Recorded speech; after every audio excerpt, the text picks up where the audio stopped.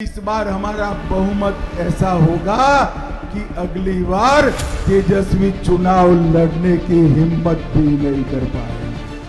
क्या तेजस्वी यादव चुनाव नहीं लड़ पाएंगे?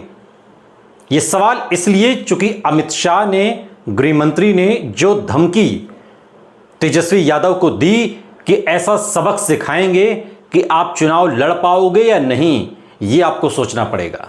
यह बात लगातार तेजस्वी यादव अपनी चुनावी जनसभा में कह रहे हैं और अब यह बात इसलिए महत्वपूर्ण हो गई है चूंकि 13 अक्टूबर 2025 एक ऐसी तारीख जिसमें जमीन के बदले नौकरी घोटाले मामले में अब फैसले की घड़ी है, आरोप तय होंगे और इसलिए अब सोशल मीडिया पर यह सवाल पूछा जा रहा है और तेजस्वी यादव लगातार अपनी चुनावी जनसभाओं में कह रहे हैं कि अमित शाह मुझे सबक सिखाने की धमकी दे रहे हैं।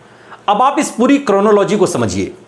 एक तरफ सबसे पहले बयान आता है गृह मंत्री अमित शाह का, जिसका जिक्र लगातार तेजस्वी यादव अपनी चुनावी जनसभा में कर रहे हैं कि मुझे गृह मंत्री अमित शाह ने कहा है कि ऐसा सबक सिखाएंगे कि आप आगे चुनाव लड़ पाओगे या नहीं लड़ पाओगे, यह आपको सोचना होगा।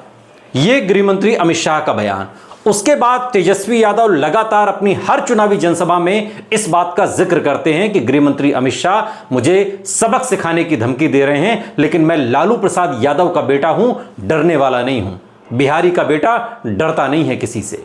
और अब इस क्रोनोलॉजी में जो तीसरा हिस्सा है वो है 13 अक्टूबर 2025 दिल्ली की राउज एवेन्यू कोर्ट, मामला जमीन के बदले नौकरी का, जिसमें रांची और पुरी दो जगह ऐसे टेंडर दिए गए जिसमें अनियमितता पाई गई और अब इसी पर 13 अक्टूबर को आरोप तय होने हैं। लालू प्रसाद यादव, राबड़ी देवी और तेजस्वी यादव, इन तीनों लोगों पर आरोप तय होने हैं। अब आप जरा कल्पना करिए बिहार विधानसभा चुनाव की, आप कल्पना करिए इंडिया ब्लॉक की, महागठबंधन की। अगर इस पूरे फ्रेम से लालू प्रसाद यादव, राबड़ी देवी और तेजस्वी यादव, लालू राबड़ी को तो फिर भी चलिए आप साइड में रखिए क्योंकि वो चुनावी राजनीति से लालू प्रसाद यादव दूर हैं, राबड़ी देवी विधान परिषद की सदस्य हैं, लेकिन तेजस्वी यादव अगर बिहार के विधानसभा चुनाव में इस फ्रेम से बाहर होते हैं तो फिर यह चुनाव किस करवट बैठेगा? क्या मतलब है ऐसे चुनाव का? जब आप अपोजिशन को खत्म करके चुनाव कराना चाहते हैं तो फिर ऐसे चुनाव की औपचारिकता का मतलब क्या है? आपको याद होगा दोस्तों, लगातार प्रधानमंत्री नरेंद्र मोदी 2014 से कांग्रेस मुक्त भारत की बात करते आ रहे हैं। हालांकि कांग्रेस मुक्त भारत का यह सपना साकार कभी नहीं हो सकता क्योंकि कांग्रेस जिस तरीके की पार्टी है, जिसकी जड़ें ग्रास रूट लेवल तक हैं, यह बात और है कि वो चुनाव जीत रही है या नहीं जीत रही है, लेकिन आज उसके कार्यकर्ता भारतीय जनता पार्टी के कार्यकर्ताओं से ज्यादा संख्या में हैं। साउथ में भारतीय जनता पार्टी का वो दबदबा नहीं है जो कांग्रेस का आज भी है। उत्तर भारत में जहां भारतीय जनता पार्टी जीतती है वहां भी कांग्रेस का कैडर है। जिस बिहार की बात हो रही वहां पर कांग्रेस का कैडर है। लेकिन अब बिहार के विधानसभा चुनाव की अगर इस पूरी क्रोनोलॉजी में तेजस्वी यादव को चुनाव के फ्रेम से बाहर करने की राजनीति हो रही है तो फिर इस चुनाव का कोई मतलब नहीं है। क्या मतलब है इस चुनाव का?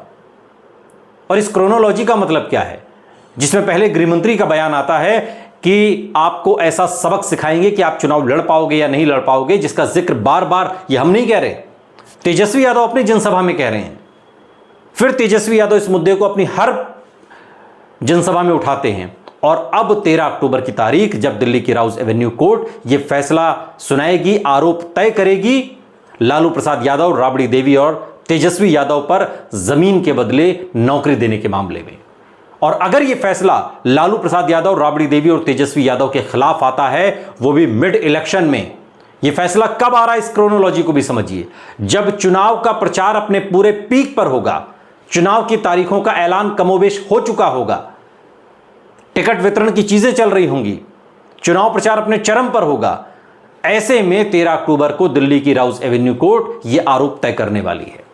इस पूरी क्रोनोलॉजी को बिहार समझ रहा है और विपक्ष मुक्त भारत बनाने की जो सपना देखा जा रहा है, उस सपने को भी लोकतंत्र में ऐसे सपने की कोई जगह नहीं है और बिहार इसका एक बड़ा उदाहरण बनकर सामने आएगा।